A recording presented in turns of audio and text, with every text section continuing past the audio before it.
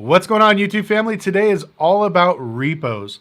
Now, every single month, I get hundreds of questions asking me, hey, Lucky, how do I get repos? How can I buy these cars? How can I have access to these cheap repos? Now, first, I'm here to tell you that none of these repos are cheap, and they're not all what they're cracked up to be, which I'll go into here in a little bit. But to have access to a lot of these cars, you have to have a dealer's license. Now, that costs a lot of time, a lot of money, but there are a few other ways to purchase these cars. Sometimes you can walk up to your local state banks and credit unions and purchase directly from them. That's what I do. I try to buy them before they actually go to auction. Another way is you could sign up for Copart Select. In a lot of states, you don't have to have a dealer's license and you have access to lots of repos. So that's another cool way. But like I said, repos are not all what they're cracked up to be. Now, I had a subscriber that booked out a consulting call and we were talking on the phone and he started telling me about how he wanted to basically level up his game. He's been flipping cars in Houston, Texas for 2 years, making great money. Now he's actually making more money flipping cars on the side than he is at his 9-to-5 job, and he's ready to quit and go all in. And so I asked him, why would you do that? Would you just quit your job and spend more time flipping cars? He said that he wants to have access to auctions to get better cars.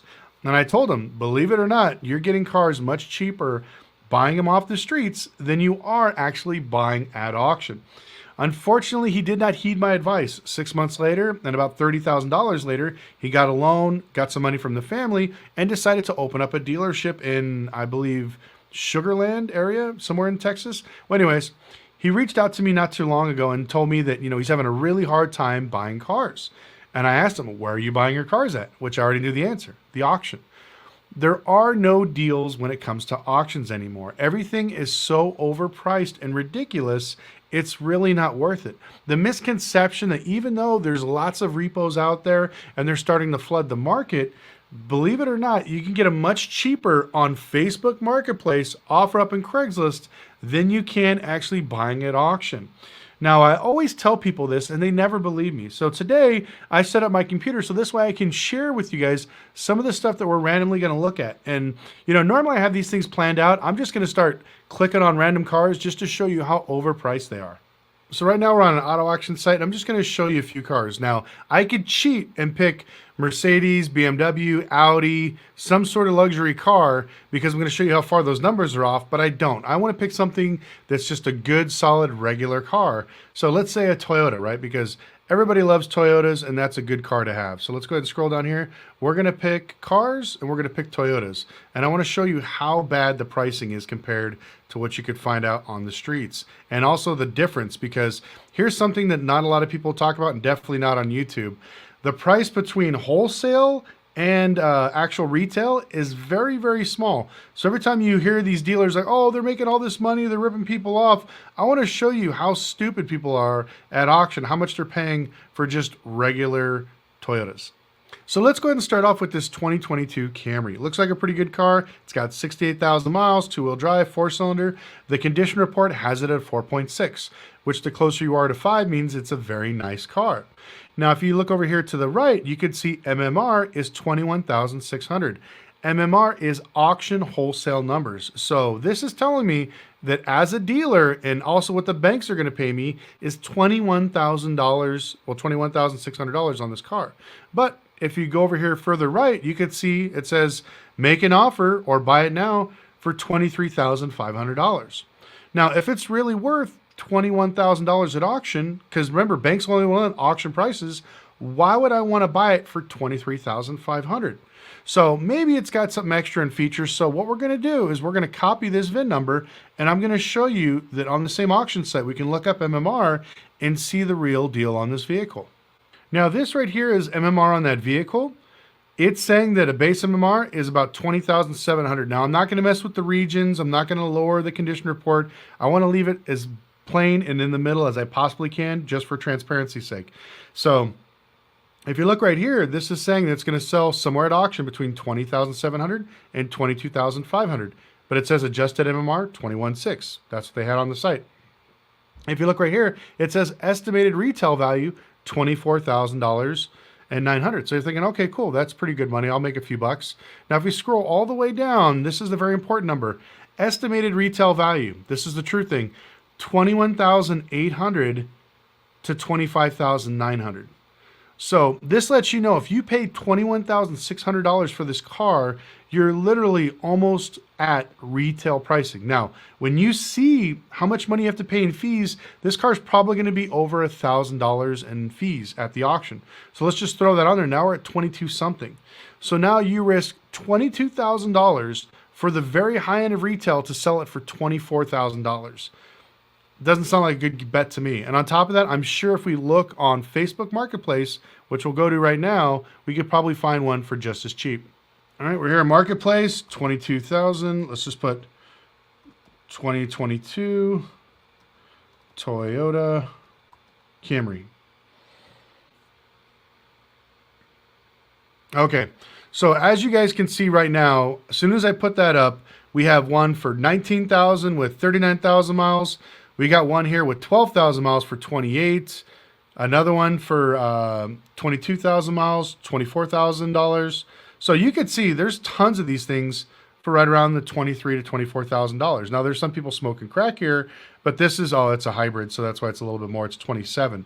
So as you can see, if you want to buy this car, you can literally get on Facebook Marketplace and find tons of these. And a lot of these, believe it or not, are at regular people's houses. You see a few right here that are at dealers, but if you buy from the consumer, depending on what state you're in, here in Nevada, if I buy a private party, I don't have to pay sales tax. So you're saving $2,000 right there. So right from the get-go, it's a much better deal to buy this thing on Facebook or Marketplace than it is at auction. And on top of that, if you buy from Facebook Marketplace, like what I was telling Ricardo there, that you could test this car, you could drive it around, you could talk to the owner, you could actually see how the car was taken care of and actually take it on a test drive and have a little more time with it. When you buy cars from auctions, you're buying them as is, where is, how is, and there's tons of nightmares. I'm going to take it back to the auction. Let's see if we could find a few. So we're back to the auction site, and I want to show you a few things. Now, a lot of people, I make this joke, reading is fundamental. People do not read. They get so excited when they look at these cars, they don't pay attention. Now, it sounds funny, but when the auction is going, these cars are just showing up on a screen and you got 5 seconds to bid on them. No joke. And so a lot of people, they just look at a glance, they see some numbers, they start bidding, and then after they're done bidding, they get to see the car they bought and they realized it's not what it seems to be. This is a perfect example right here. I'm going to show you this one. This is a 2025 Toyota Camry. Now, the reason why I'm bringing this one up is this one has a pretty funny story because I switched the condition report from highest to lowest, which means these are the cars in the worst shape. But if you're looking at this, like, wow, there's still plastic on this car. It's only got, 30 miles. It's a brand new 2025 Toyota Camry. What are you talking about? This thing is like dealership fresh. I'm going to bid on it. It's got a clean title. Everything is good to go. But that's the catch. Some people don't know how to sort and they don't read the fine print. If we scroll down here, you can see that right here in announcements, it's flood damage. It needs post-sale inspection, needs to be gone through. Everything is basically as is. But people are just going to look at the pictures right here and be like, wow, it's so pretty when it's on the screen and it's just flashing for 5 to 10 seconds. Somebody's going to bid on this and they're going to start off at something stupid like $18,000 to $20,000 and they're going to raise their hand. And this is the kind of car that they're going to buy. And then when they get it home, they realize the car's not going to start. Everything else, they're going to be upset. Well, it's a clean title. It's a 2025. I thought it was good to go. And also, since it's ran at the auction as a flood, more than likely, you're not going to be able to get any type of warranty on this car ever again in history. But like I said, if you look at it and it's flashing through the screen with 5 seconds, this is something where I tell people it's not a good deal. You need to take time to look at these cars. Now, when you're looking at thousands of cars all across the United States, it gets very hard to focus on each individual car. I remember on auction days, I would wake up around 4 a.m., I would get to the auction, and at 5 a.m., I'd start walking around looking at cars, and then anything I was going to buy online, I would look at the day before, do all the research, run the auto check, stuff like that. But sometimes people get excited. And so the guy, Ricardo, he bid on a few cars that obviously weren't that great. What happened? When you buy too many cars like this, you wind up losing thousands of dollars, and it's not really worth the headache. Let's go back and check out a few other cars. So as we scroll through here, we got another 2024 Audi A5, 2024 Chevy Malibu. A lot of these are rental cars. They are actually pretty good deals if you have mechanical skills. A lot of people, they don't. They just buy it like, wow, it's a 2024. It's going to be way under book. I'm going to get it for cheap. And then they wind up losing their ass, spending way too much money fixing this. See, here's another example. Let's click on this Mustang. Now, if you look at the pictures, the car looks great. Looks clean inside and out. And as you scroll through, everything seems to be above board. It's a nice car. It's got a little dent. I'm thinking in the back of my head, no problem. I could fix this. It's not a big deal. I'll steal this car for maybe $25,000 to $35,000, blah, blah, blah. But in the other pictures that they were showing, there was pools of oil. And if you scroll down, there's no condition report. Right here, seller announcements, nothing. Now, the reason is because they don't want people to know that it's not running through the auction. They're going to probably run it as is in a no lane. They put 0-0, so people are just going to see the body damage and buy it, not thinking that probably they ran over something after they hit whatever, and now there's an oil pan hole in the car. Now, there's usually they show you pictures of underneath or whatever else, but since it's running in a TRA lane, which is basically a damaged or salvage lane or a red light lane, they're not going to let you get those kinds of pictures. So an uneducated buyer would buy this thinking that they got a smoking deal, but when they come to get the car, they find out that not only is the body damage bad, maybe the motor, the transmission, the rear diff, everything is blown out underneath. So I can literally go on for stories like this for hours and hours. Buying cars at auction, I'm telling you, is not the greatest thing. You will get a much better deal buying cars from regular people. Majority of the cars that I get are from, one, banks that I talk to that I have deals with, that I go directly to them and I make offers on the cars, because once they go to the auction, I can't look at them, I can't check them out, and they cost way too much. The other one is from people like you guys. People that are like, I got another car in my driveway, I don't want it, this car has issues, I don't want it anymore. And me being able to talk to you about what's wrong with your car helps me give a better determination of what I can offer you for it. I just bought a car that the guy was going to sell it to CarMax. It was a 2018 Honda Accord, blown head gasket. Sucks, it happens, but they were going to give him $3,000 for the car. I gave him a lot more than that, and so now he made more money, but I was able to find out that he was driving it on the freeway, it started to overheat, and then he stopped, and then it just, the cylinder's full of water because the head gasket went. So now I know I can fix that engine with just a top-end rebuild, clean it up, and it'll be good to go to put back on the road. But me not being able to talk to my customer to find out those things, I never would have known that, and I never could have gave him a really good offer on his vehicle. He would have got shafted by CarMax buying that car for that certain price or selling it for $3,000.